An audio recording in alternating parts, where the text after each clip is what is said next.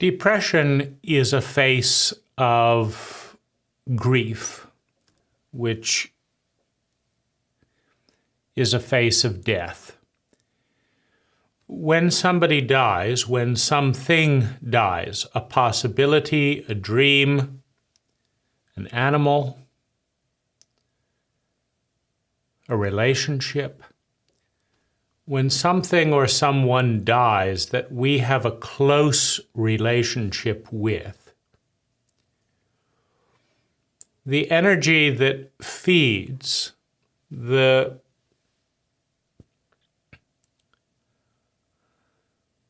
neural map, the biological map in our body begins to fade. We develop little maps for relating identities, patterns of thinking, feeling, speaking, doing, and being that help us relate to every person that's been in our life, that is in our life, that matters. For the people that matter, that affect us emotionally, we develop a unique biological map with predispositions, and we get to know ourselves in a unique way with that place, with that thing, with that person, a job, a lover, an animal. And the stronger our feelings in that pattern of energy exchange, that pattern of relating, the more attached we are to that identity, that pattern of thinking, feeling, speaking, doing, and being that we only experience, that we only express in this place, with this person, with this dog. And when that goes, when we move away, when we leave the job, when the person dies, when the relationship is over, that part of us begins to die. The pattern begins to deteriorate. And the ego, the I that identifies with the pattern of thinking, feeling, speaking, doing, and being, experiences a small ego death. There's a territory in the body, in the mind, in the heart, that begins to go blank, that begins to fade, and there is a void where that part of us begins to die. And the ego identifies, attaches completely to identity. And so what we're experiencing is our own death. And as a known pattern of thinking, feeling, speaking, doing, and being dies, as a known pattern dies, as that pattern begins to fade, we confront the void.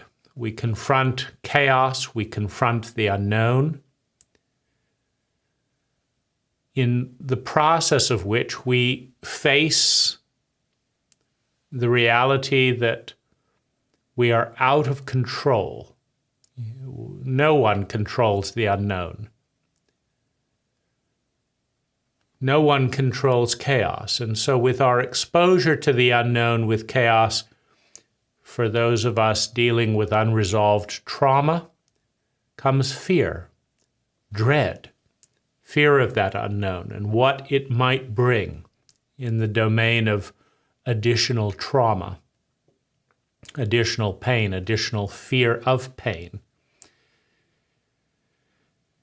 And we must confront all of this as we go through the grieving process of our own death in relationship with a certain place, a certain job, a certain person. We are dying. And we do not want to die. The ego wants to hang on to itself. The familiar, the family pattern of thinking, feeling, speaking, doing, and being that it knows, that it has a fair amount of control over because it has produced a statistical probability field that one is familiar with. It feels like family. So, attachment. Now, the ego cannot stop death. The other person is gone. The job is over. The ego cannot stop death. But it doesn't want to allow it. And so we have the stages of grief, right? Denial, bargaining, anger, depression. Depression is one of the many postures that we go through as we play musical chairs with every defense that we can come up with, not to confront the unknown, not to confront change, not to confront loss of who we are, what we have become attached to. And depression is one of those defenses. I'm going to go numb. I'm not going to think about it. I'm not going to feel. I'm not going to think. I'm just going to shut it all down. And maybe if I shut it all down, maybe it'll come back. Maybe if I bargain, it'll come back. Maybe if I'm angry, it'll come back, right? Maybe if I deny it, it'll come back, right? But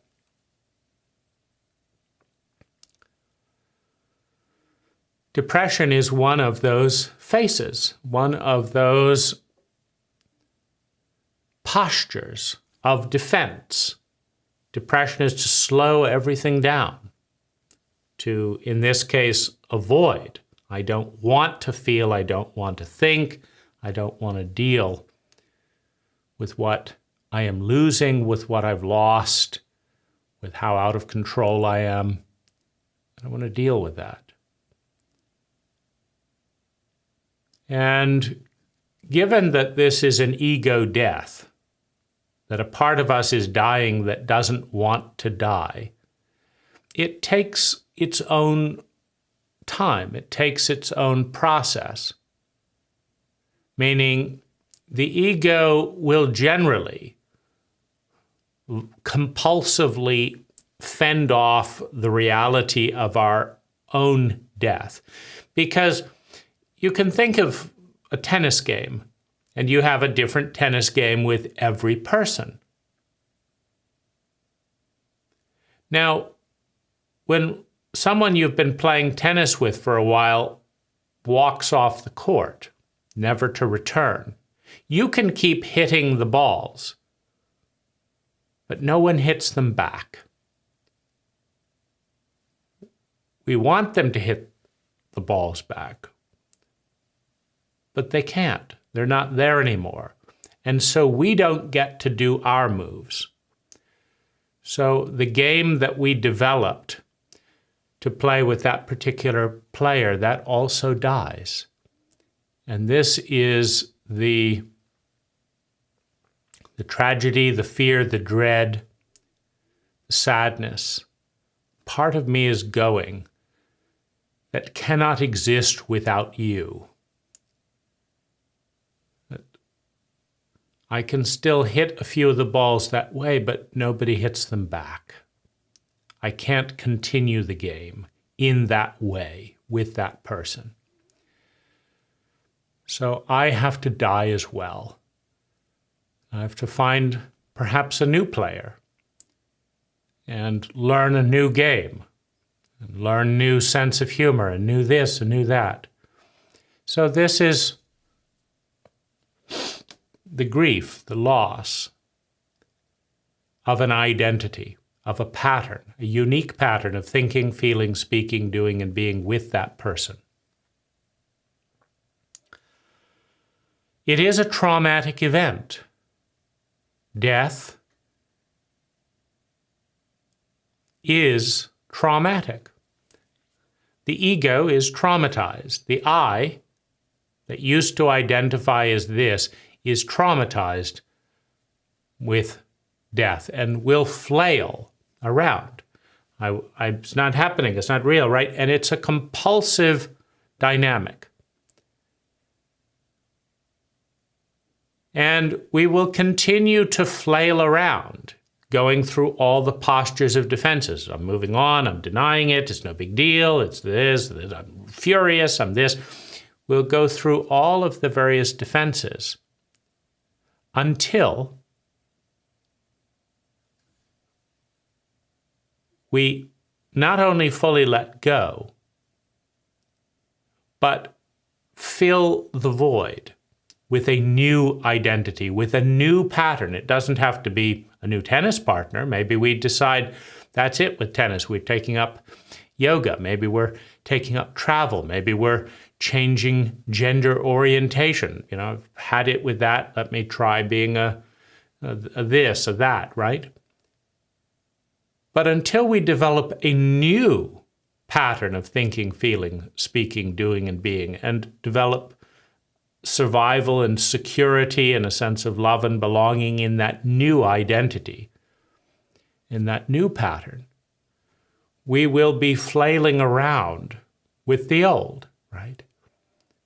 Because there's a void left there. If it's 2 to 4 p.m. for a tennis game every Thursday, 2 to 4 p.m. comes around, and until we fill that void, what's left is the helplessness of the dying identity, right?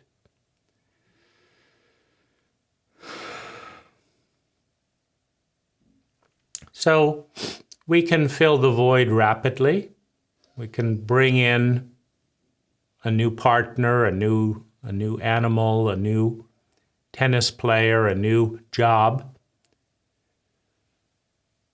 But that dying process takes its own time. It is a traumatic event, and so we're dealing with addiction and compulsion as we move through these psychological states. And depression is one of them. I don't want to think, I don't want to feel, I don't want to face, I don't want to have to consider who I will be on the other side of this. It's too much, right? The bigger the identity, the bigger the loss, the bigger the void we have to face. I don't know who I will be. I don't have confidence in who I will become. I don't know if I will like the me that will emerge in that void. And so I'm going to thrash around and fight this and deny that and blame this and bargain. Maybe if I do this, maybe I do that. And of course, that's a little bit easier if it's a lover that's separated, right? Than if someone has physically died. But it's nonetheless the same dynamic, right? A part of us is dead. A part of us is dying. A part of us has died. And depression is one of the faces of that death.